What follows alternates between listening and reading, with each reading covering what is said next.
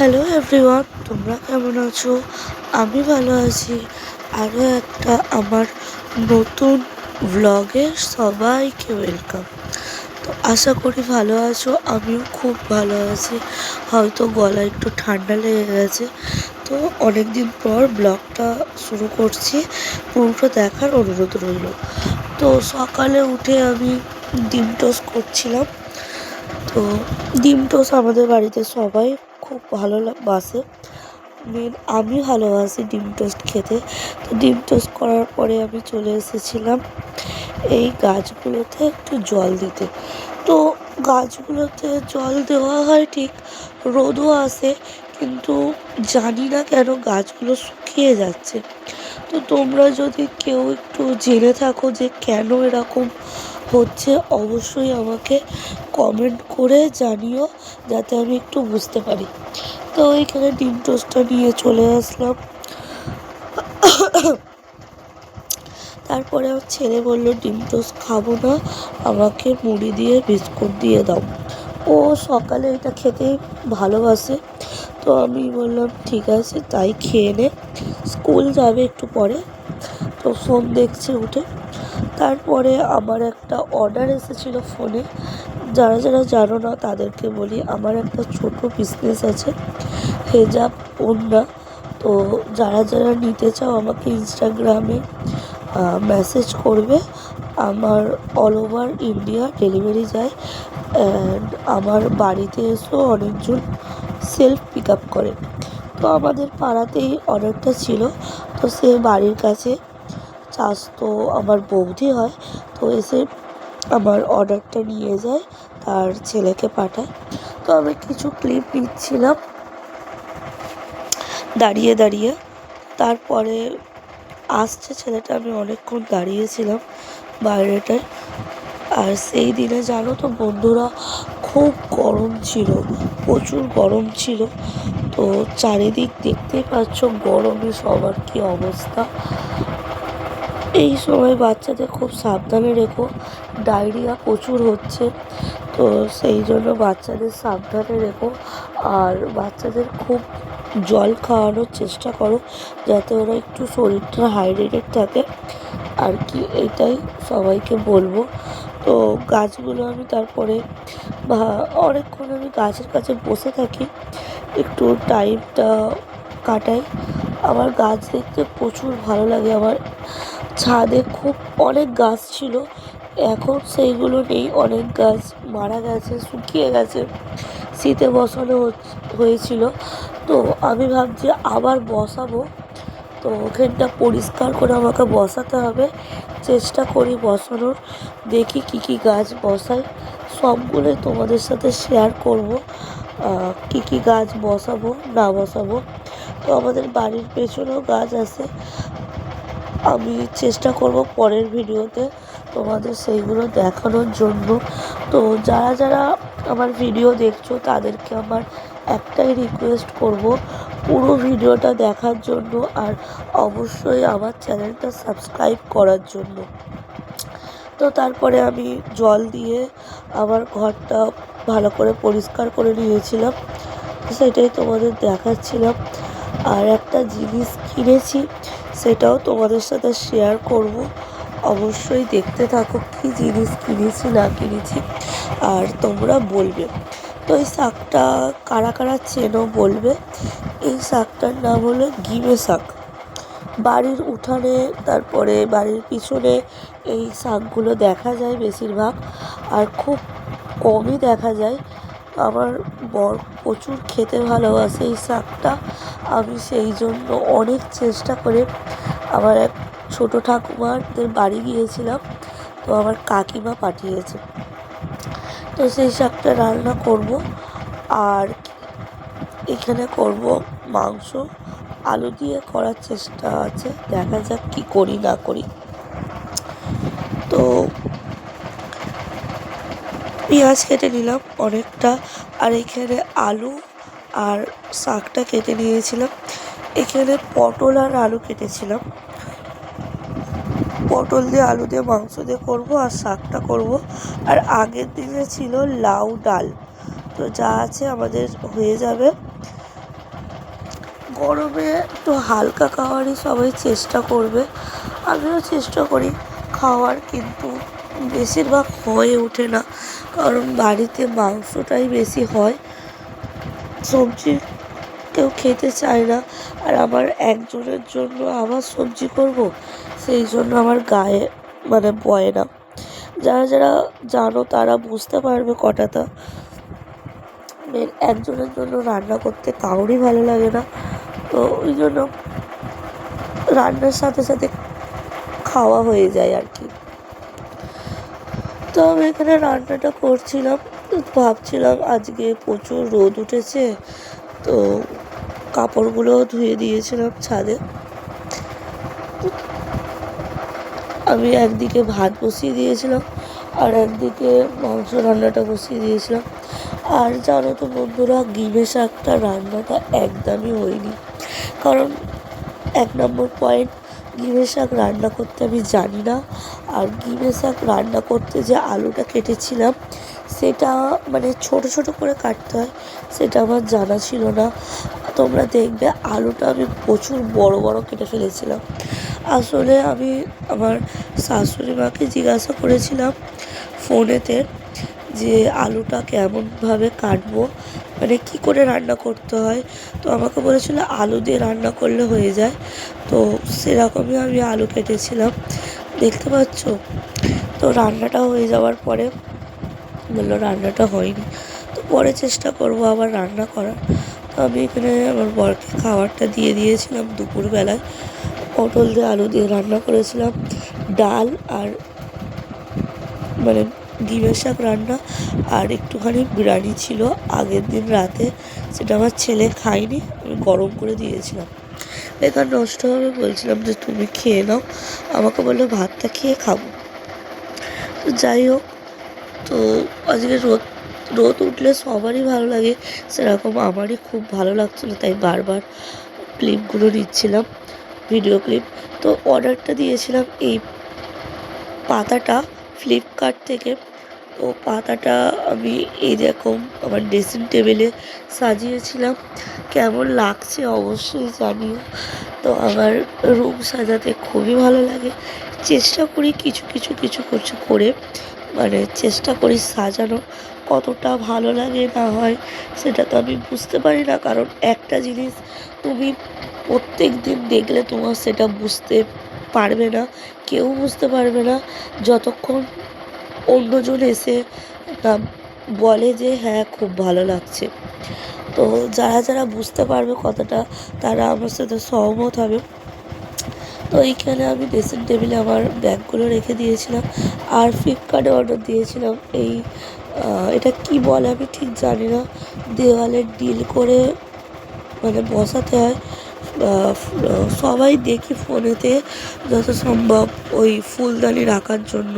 তো এখানে প্রায় 8 পিস এসেছিলো, আর আমার তো ডিল করা হয়নি, ডিল করা ছিল না, মিস্ত্রিকে ডাকতে হবে ডিল করার জন্য। এটা অনেক দিন আগে এসেছিলো, তো অনেক দিন আগে থেকেই রাখা, প্রায় 8টা এসেছিলো। আর চেষ্টা করব 4টে 4টে করে সাজানোর, সবটাই তোমাদের সাথে শেয়ার করব কেমনভাবে সাজালাম। তো তারপরে আমি স্নান করে চলে এসেছিলাম, আর আমার ওয়েট খুব বেশি হয়ে যাচ্ছে দিনকে দিন, ওয়েট লস করার চেষ্টা করছি। তাহলে অ্যাপেল ভিনিগার খাচ্ছিলাম,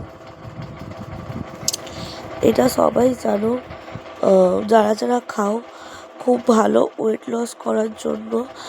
আর এমনিতেও স্কিন খুব ভালো থাকে, চুলের জন্য যারা যারা চুল পড়ে তাদের জন্য খুব ভালো।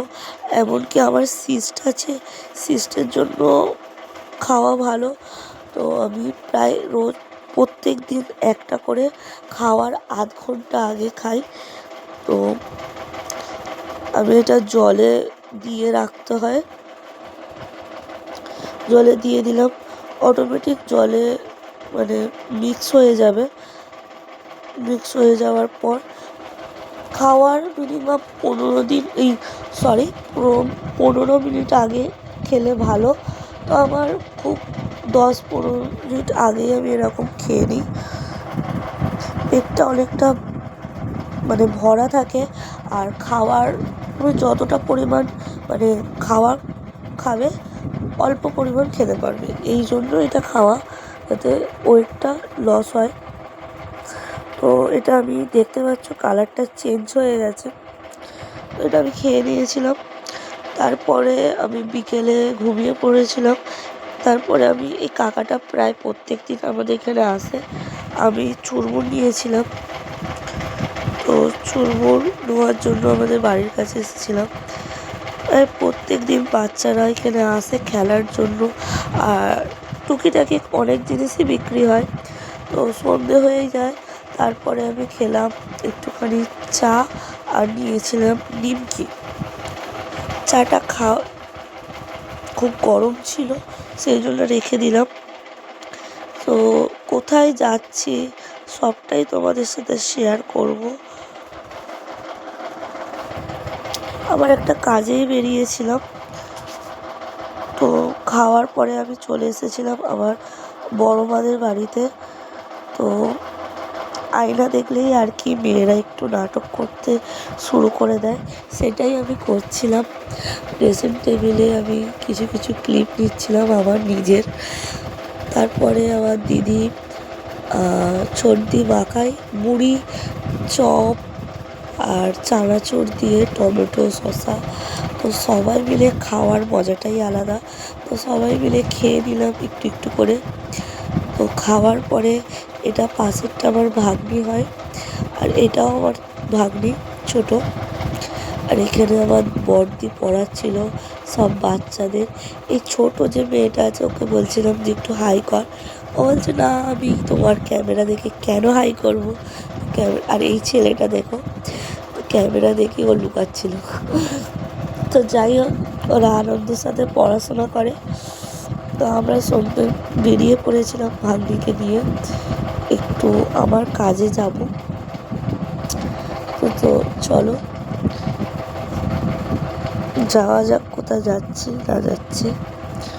তারপরে টোটো ধরে চলে গেলাম আমার সেই পছন্দের জায়গাটা।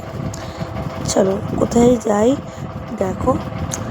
আর যারা যারা দেখবে অবশ্যই কোনো যদি ভুল হয়ে থাকে আমাকে আমার ভিডিওতে অবশ্যই কমেন্ট করে জানিও যে তোমার এখানটা ভুল হচ্ছে, এখানটা ঠিক করো। তো ঠিক করার চেষ্টা করব আমি। তো আমরা চলে এসেছিলাম বাঁকড়ায়, না এটা এসেছিলাম বকুলতলায় আমাদের যে মোড়ে। তো মোড়ে আসার পরে আমি টোটোর জন্য আমরা দাঁড়িয়েছিলাম প্রায় 10 মিনিট তো হবে, কোনো টোটোই যাচ্ছিল না। আর বাঁকড়ায় প্রচুর ভিড় হয়, তো কোনো টোটো যেতেও চায় না। তারপরে অনেক টাইম দাঁড়ানোর পরে একটা টোটো পেয়ে যাই, তো টোটোতে আমরা বসে পড়ি সেই জায়গায় যাওয়ার উদ্দেশ্যে। আর এই যে বাচ্চাটা আছে, এই বাচ্চাটাকে বলছিলাম যে তুই আমার পাশে চলে আয়, সে বলছে না যাবো না। আর আমাদেরও তো ভয় লাগে বলো না, কোনো বাচ্চা ধারে যদি বসে থাকে, বাই চান্স যদি বলা যায় না, তো কোনো যদি অঘটন ঘটে যায়, তো সেই জন্যই বলছিলাম। বলছে না আমি যাব না, আমি বসবো, এখানেই বসবো। তার নাকি বমি হয়, সেটা অনেকজনের হয় যে উল্টো দিকে গাড়িতে বসলে বমি হয়। তো আমার হয় না পার্সোনালি, তো ওর হয়তো হয়, সেটা জানা নেই। তারপরে আমরা এসেছিলাম বাঁকড়ায় সুপার মার্কেটে। অবশ্যই যারা যারা জানবে সুপার মার্কেট বা হাজি মার্কেট তোমরা যাই বলো না কেন, তো আমরা সেখানে চলে এসেছিলাম। সুপার মার্কেটে আমার একটা বন্ধুর দোকান আছে, যেটা কেক যেটা কেকের সব রকম কেক মানে তৈরি করার যেগুলো লাগে আর কি, সেইগুলো ওর দোকানে বিক্রি হয়। যারা যারা বাঁকড়াবাসী আছো তাদেরকে রিকোয়েস্ট করব অবশ্যই আমার ভিডিও থ্রুতে যে একবার হলেও তার দোকানে গিয়ে দেখো সে কেমন প্রোডাক্ট বিক্রি করছে না করছে। বাঁকড়ায় তো অনেকজন অনেক রকম কেক বিক্রি করছো, যে যার পার্সোনাল দামে বিক্রি করছো, তার পার্সোনাল ব্যাপার, সেই বিষয়ে আমি কোনো কথা বলবো না। তো অবশ্যই আমি একটা কথা বলবো, অবশ্যই গিয়ে তার কোয়ালিটিটা চেক করে দেখো সে কেমন প্রোডাক্ট দিচ্ছে। তো তো মার্কেটের থেকে অনেক প্রচুর দাম কম নেয়। তো আমার বন্ধু বলে না, অবশ্যই এর আগেও আমি আমার ইনস্টাগ্রাম থেকে ভিডিও ছাড়া আছে, চাইলে দেখে নিতে পারো। তো কেকের A to Z ও বিক্রি করে, যা যা লাগে আর কি, তোমাদের কিছু ক্লিপ দেখাচ্ছিলাম, দেখে নাও। তো কেকের, চকলেটের অনেক রকম ভ্যারাইটি আছে, বক্সের সব রকম এই দোকানে পেয়ে যাবে। তো একদিন আমার পার্সোনাল ইচ্ছা আছে পুরো দোকানটা ভিডিও কভার করার। তো এখানে কেকের A to Z আছে সব কিছু, ফ্লেভার থেকে শুরু করে, এসেন্স থেকে শুরু করে, বক্স থেকে শুরু করে সব রকম পেয়ে যাবে। টপার থেকে শুরু করে, আমি তো অনেক কিছু নিয়ে নিয়েছিলাম, ক্রিম থেকে শুরু করে। তো দুটো ব্যাগ পুরো আমার ভর্তি ছিল। আমার কেক অর্ডারও আছে। তো আজকের কিছু শর্টস পারলে আমার করা আছে, সেইগুলো আমি চেষ্টা করব কালকে সকালে ভিডিও পোস্ট করার। তো দেখে নিতে পারো শর্টসে কীরকম কেক আমি তৈরি করি। আমার আলাদা কেকের, চকলেটের বিজনেস আছে অনলাইন। যারা কেক, চকলেট নিতে চাও আমাকে DM করতে পারো, আমি তাদের সাথে যোগাযোগ করে নেব। চকলেট গরমে আমার লোকেশান ছাড়া দেওয়া সম্ভব না, সেটা কেকেরও সম্ভব না। যারা বিজনেস করছো তারা জানো। তো গরমেতে চকলেটও গলে যাওয়ার চান্স থাকে, আর কেক তো সেন্সিটিভ জিনিস, দূরে পাঠানোই যাবে না। যেটা অন্য কিছু হলে পোস্টের মাধ্যমে পাঠানো যায়, সেটা তো কেকের তো পসিবল হয় না। সেই জন্য আমার নিজের লোকেশন ছাড়া আমি ডেলিভারি দিতে পারি না। তো যারা নিয়ার লোকেশন আছে তারা অবশ্যই আমার কেক, চকলেট একবার না হলেও চেষ্টা করবে অর্ডার করার। তো আমি দেওয়ার চেষ্টা করব আর কি। তো তারপরে আমাদের কোয়ার্টারে চলে এসেছিলাম। কোয়ার্টারে এই ফুচকা, যারা একবার খাবে তারা বারবার চলে যাবে। এই কাকাকে যারা জানো তারা চেনো, অবশ্যই জানো। এই কাকার ফুচকা মানে স্বর্গ, আর কিছু বলার নেই। তো আমরা বাইরে গেলেই এই কাকার ফুচকা খেতে হবে, না হলে আমার পার্সোনাল রাতের ঘুম আসবে না। তো যাই হোক, এই কাকার কাছে চলে, কাকা বলছে আমার ভিডিও করছিস? তো আমি বলছি হ্যাঁ, তোমার ভিডিও করছি, তুমি ভাইরাল হয়ে যাবে। তো যাই হোক, এই কাকা খুব মজা করে, আর খুব মানে কাস্টমারকেও খুব ভালোবাসে, এইটাই। তো যেখানে ভালোবাসা পাই সেইখানেই সবাই যায়। তো সেই জন্য আমরাই সবাই, যারা খেয়েছে তারা বারবার যায়। তো প্রচুর ভিড় হয়। তো আমি প্রায় গিয়েছিলাম তখন 9:30 বাজে, তখনও প্রায় 6 থেকে 7 জনের মতো লাইনে দাঁড়িয়ে আছে আমার পরে। তো ফুচকা খাওয়ার পর আমার ভাগ্নিকে ড্রপ করার পর আমি চলে এসেছিলাম বাড়িতে। তো বাড়িতে রাতে করেছিলাম ভাত, আর এদিকে আমি তরকারিটা গরম করার জন্য বসিয়ে দিয়েছিলাম। আর রাত তখন বাজে প্রায় 11:30, এত রাতই হয়ে গিয়েছিল। তো যাই হোক, একটা জায়গায় গেলে দেরি তো হবে, আর যেই জায়গায় সব দিদিরা আছে, বোনেরা থাকে, সেই জায়গায় গল্পের কোনো শেষ থাকে না। তো যারা জানো, এক জয়েন্ট বাড়ি আমাদের, আমরা বাড়িতে উঠে এসেছি আর কি, এই 12-13 বছর হবে উঠে এসেছি। তো তারা জানবে। তো তারপরে আমি জলের বোতল ভরে নিলাম। জলের বোতল ভরে নেওয়ার পরে আমি এখানে খাবার দিয়ে দিয়েছিলাম রাতের। অনেক রাত হয়েছিল, প্রায় আমাদের ভাত খেতে বেজে গিয়েছিল 12:30, 1টার মতো। তো গল্প করে দুজনে ভাত খেয়ে নিলাম। তো ভাত খাওয়ার পরে আমরা এই আর কি কথাবার্তা হচ্ছিল। তো অর্ডারও ছিল, আমাকে তাড়াতাড়ি শুয়ে পড়তেও হবে। তো আমার ভিডিও এইটুকু, যাদের ভালো লাগলে অবশ্যই লাইক